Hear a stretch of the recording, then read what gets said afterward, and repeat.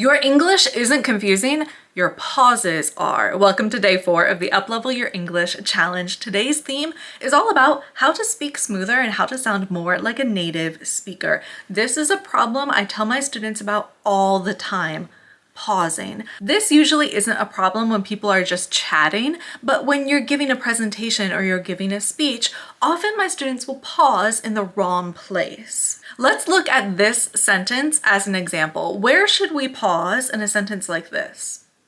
We should pause 3 times. Every time you see punctuation, that is a clue for you to pause. So, I went to the store, pause. Bought milk, pause. And went home, pause. Anytime you see punctuation, something that looks like this, that is your clue to pause. Often my students will just not pause at all, or they'll pause anywhere they want in the sentence. And the problem with that is that it becomes really confusing, because if I don't pause at all and I just say, yesterday I went to the store and I bought milk and I went home, and when I got home I saw that my cat had been on the counter, and so I had to take my cat off the counter, and then I also had to clean the counter.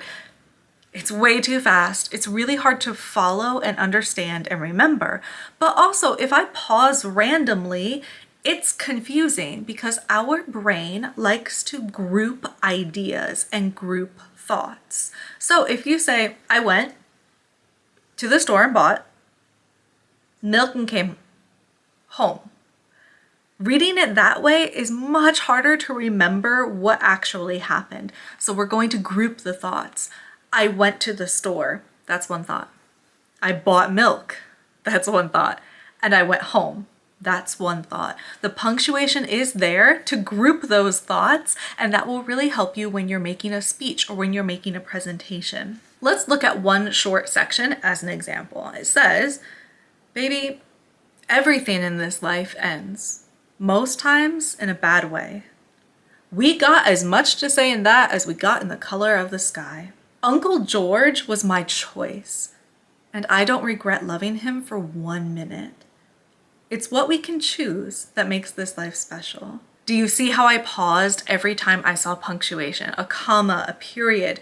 There's a short pause because we're grouping those ideas together. Why is this not a problem when we're just chatting? Well, it's because our brain automatically thinks in thoughts. We will have one idea, one idea, one idea. So usually it's pretty natural for us to have one idea, pause, one idea, pause, one idea, pause. But when my students are making a presentation, when they're giving a speech, they often will just or pause randomly.